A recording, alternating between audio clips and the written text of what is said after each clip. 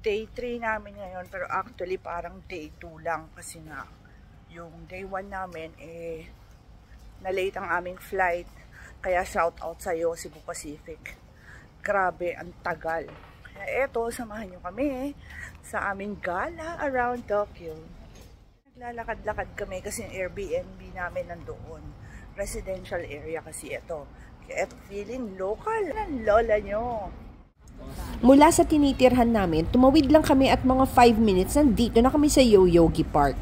Ayan, kita nyo marami dyan, kalapating mababa ang lipad.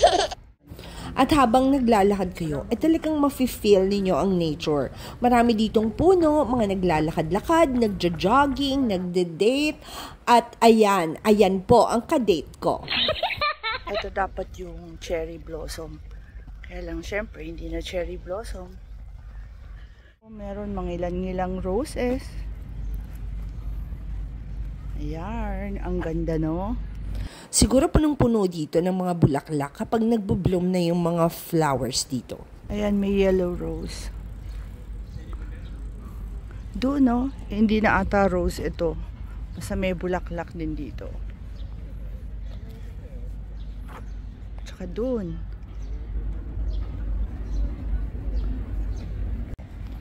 Dito, ayan, ibang kulay naman. Dito maganda, oh. Pulang-pula yung rose. Park po ito at malaking flower garden. Heto po ang map at bawal pong manigarilyo at pumitas ng halaman dito. Paalis na kami Yoyogi Park. Lalakad naman kami dito ngayon. Ewan ko saan ako dadali ng mga anak ko. Lilipat yata kami ng Meiji Shrine. Basically, magkatabi lang siya. After nung kanto, magra-right ka.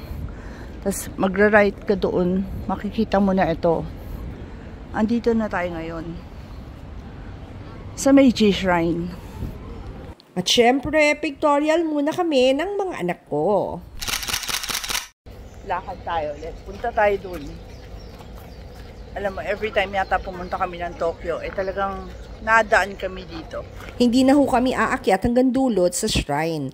Kasi nakapunta na po kami dati, kaya nagpictorial lang ang lola nyo. Meron din ditong souvenir shop. So, pwede kayong bumili dyan. Meron din coffee shop. Pwede rin kumain dyan. At heto guys, naglalakad na kami, lumabas na kami ulit. Papunta na kami ng Harajuku.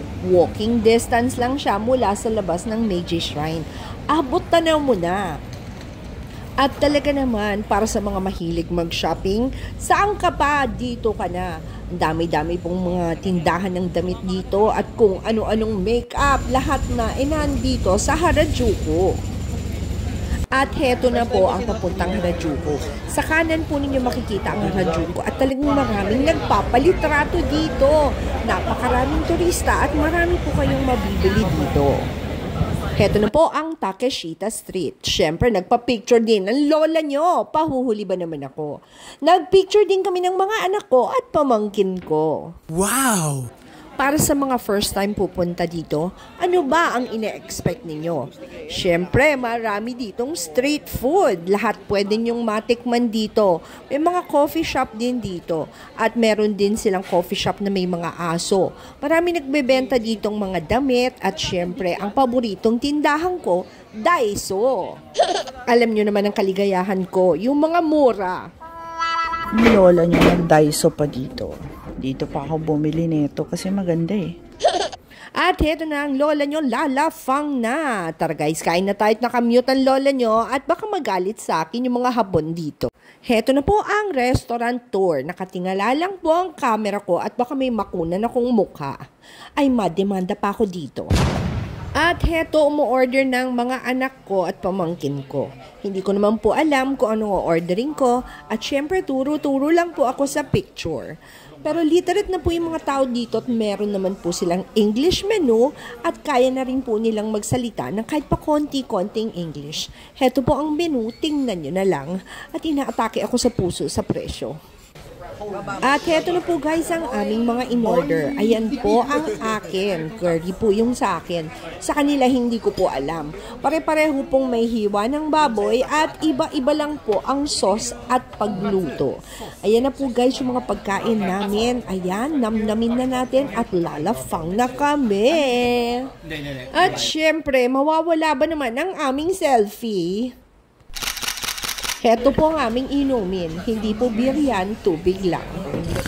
At ayan, ready na po kaming lumafang.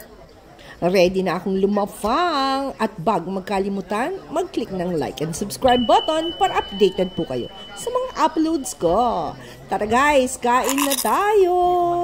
At heto guys, gutom na po kami at galit na po kaming kumain.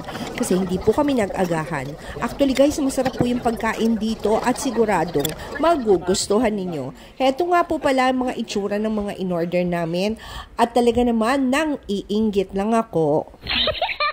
At hindi po nagtatapos dyan. Mahaba-haba pa po ang lalakarin natin at makakarating pa tayo sa ating paroroonan. What? Abangan po ninyo ang part 2 ng aming lakad today.